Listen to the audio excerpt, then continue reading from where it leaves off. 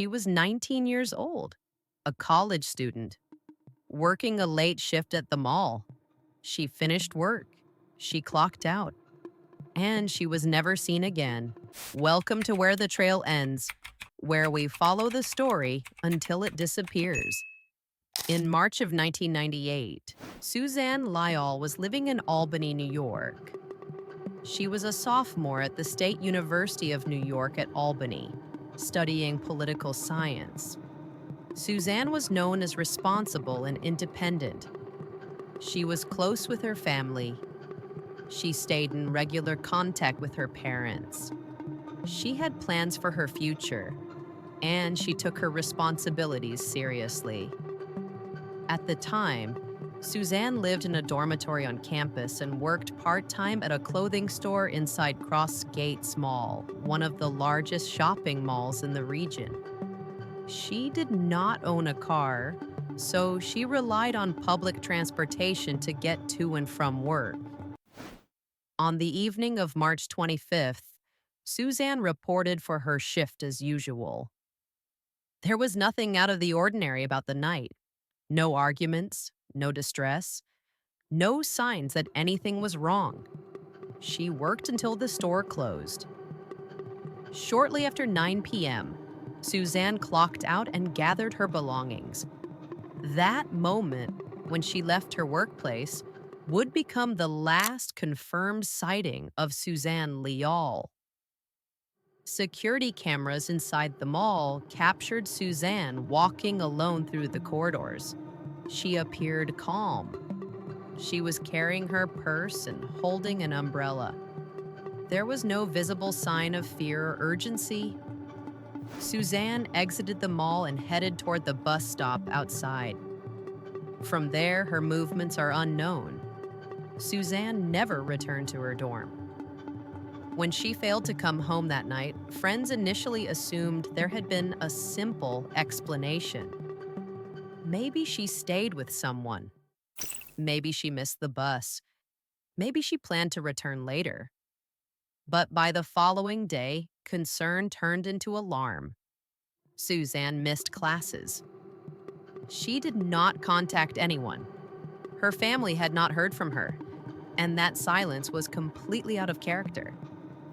Police were notified, and an investigation began.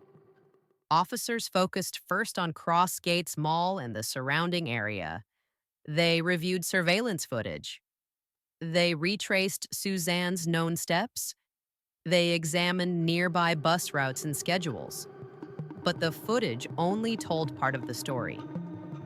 While cameras showed Suzanne inside the mall, there were no cameras covering the area where she would have boarded the bus. No footage confirmed that she ever got on. No footage showed where she went next. The mall was busy that night. Hundreds of people passed through. Cars entered and exited the parking areas. Buses came and went. Yet no one came forward with a clear account of seeing Suzanne after she left the building.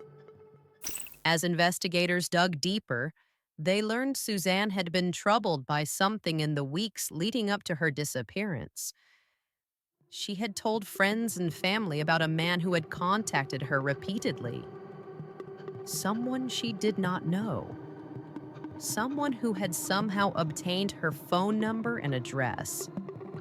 Suzanne described the contact as unsettling. She believed the man had been watching her. Police later questioned this individual. He denied involvement, and no charges were filed. With no physical evidence tying him to the disappearance, the investigation stalled. Investigators were left with difficult questions. Did Suzanne meet someone she knew that night? Did she encounter someone by chance? Or was she targeted in a crime of opportunity? The location made all of those possibilities difficult to rule out. A large mall, multiple exits, public transportation, dark parking areas, a place where people assume they are safe. Searches were conducted in surrounding neighborhoods and wooded areas. Posters were distributed. Tips were followed, but nothing concrete ever surfaced. No personal items were found. No confirmed sightings were reported. No financial activity occurred after that night. Suzanne's bank accounts remained untouched. Her phone was never used again. There was no indication that she had planned to disappear. No packed bags. No goodbye messages. No sign that she intended to leave her life behind. As months turned into years, the case grew colder. But Suzanne's family refused to let her be forgotten. They continued to speak publicly. They continued to push for answers.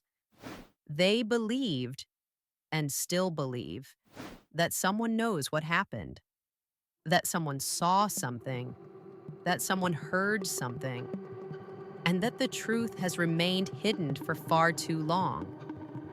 In later years, law enforcement stated they believed Suzanne did not leave voluntarily.